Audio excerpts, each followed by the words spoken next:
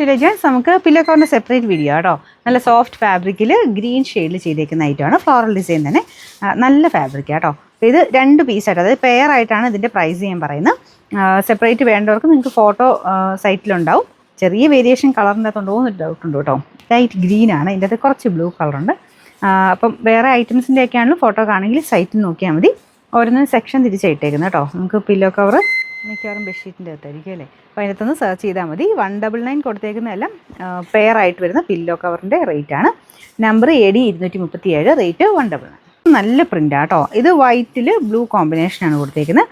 ഇതും പെയറാണ്, 2 പീസ് കാണും ഇതിൻ്റെ അകത്ത്. കട്ടിയുള്ള സൈസ് കോട്ടൺ മെറ്റീരിയൽ കേട്ടോ ഇതൊക്കെ. പിന്നെ നമ്പർ വരുന്നത് AD 176, റേറ്റ് സെയിം ആണ് 199. കാണാൻ നല്ല ഭംഗിയുള്ള പ്രിൻ്റാണ് കേട്ടോ. മിക്കി മൗസ് ആണ് തോന്നും. ടൈപ്പ് നല്ല കളർ കോമ്പിനേഷനിലൊക്കെ വന്നേക്കുന്ന ഐറ്റമാണ്. സോഫ്റ്റ് ഫാബ്രിക് കേട്ടോ. ഇതും 2 പീസ് ഉണ്ട്.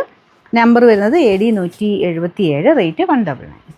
നമുക്ക് ലാസ്റ്റ് വൺ വരുന്നത് ഇതും നല്ല പ്രിൻ്റാണ് കേട്ടോ. കാണാൻ നല്ല രസമുള്ളത്. നമുക്ക് ലിനനിലൊക്കെ വരുന്ന സൈസ് അങ്ങനത്തെ ഒരു പ്രിൻറ്റിംഗ് ആണ് പോയിരിക്കുന്നത്.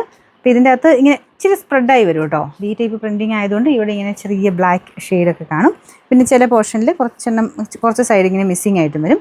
സൈസ് കാണിച്ചില്ലേ, നോർമൽ സൈസാണ് കേട്ടോ. നമ്മുടെ സാധാരണ നമ്മുടെ പില്ലോ കവറിൻ്റെയൊക്കെ ഒരു സൈസ് തന്നെയുള്ളൂ. ഇതാണ് ഞാൻ പറഞ്ഞത്. ചില സ്ഥലങ്ങളിൽ ഇങ്ങനെ മിസ്സിങ് ഉണ്ടാവും കേട്ടോ. അതാ ഒരു എൻഡ് പോർഷൻ നോക്കി ചില ഏരിയ മാത്രം ചിലപ്പോൾ ഇല്ലാണ്ട് വരും. എൻഡിലായിരിക്കും കാണുള്ളൂ. ഇതിന് എല്ലാത്തിനും ഒരു ഇതുണ്ട്. ഇത് കണ്ടില്ലേ, അത് പക്ഷേ ഒരു ഡിസൈൻ പോലെ തോന്നിക്കുള്ളൂ, കുഴപ്പമൊന്നുമില്ല.